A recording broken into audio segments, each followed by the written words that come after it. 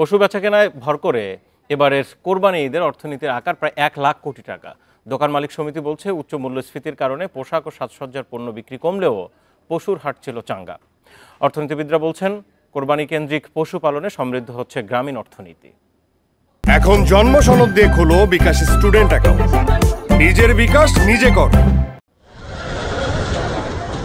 দেশের কয়েক লাখ প্রান্তিক কৃষক পশুপালন করেন। গরু ছাগল পালনে গড়ে উঠেছে ছোট বড় অনেক বাণিজ্যিক খামারও। এবছর 1,07,00,000 চাহিদার বিপরীতে কোরবানিযোগ্য ছিল 1,30,00,000 পশু, যার মধ্যে গরু 52 লাখের বেশি। 1 থেকে 1.5 লাখ টাকা দামের গরুর চাহিদাই ছিল বেশি। বাজারে বেশিরভাগ ছাগল বিক্রি হয়েছে 12 থেকে 18,000 টাকার মধ্যে। 4.5 মন থেকে 5 মনের দাম 1,65,000 70,000 যাচ্ছে। গরুর খাবারের দিয়া লেগে দাম বেশি। 1,90,000 টাকা। বাজার মোটামুটি ভালো, সন্তোষজনক। দাম দরটা 1.5 লাখ টাকা দিয়ে কিনেছি। উনি 1.5 লাখই বলেছে আমাকে ফাইনাল। কোরবানি ঈদে পশু বেচাকেনা হয়েছে আনুমানিক 75,000 কোটি টাকার।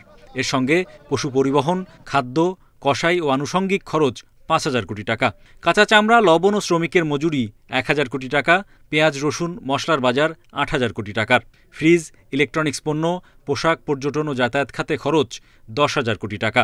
বাহারি পোশাক বা বাহারি পণ্য কেনাকাটার যে ইয়েটা ছিল বাজেটটা, সেটা কাটেল করে ওনারা আসলে কুরবানিতে নিয়ে গেছে। তারপরে মশলার বাজার, তারপরে চামড়ার বাজার, এর সঙ্গে যুক্ত হয় অন্য আরও প্রাসঙ্গিক অনেকগুলো বিষয়, সব মিলে প্রায় 1 লক্ষ কোটি টাকার বাজার, বিশাল একটি বাজার।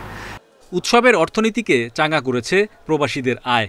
কোরবানি ঈদ কেন্দ্র করে চলতি মাসের প্রথম 12 দিনে প্রবাসীরা পাঠিয়েছেন $146 কোটি বা 17,000 কোটি টাকার বেশি।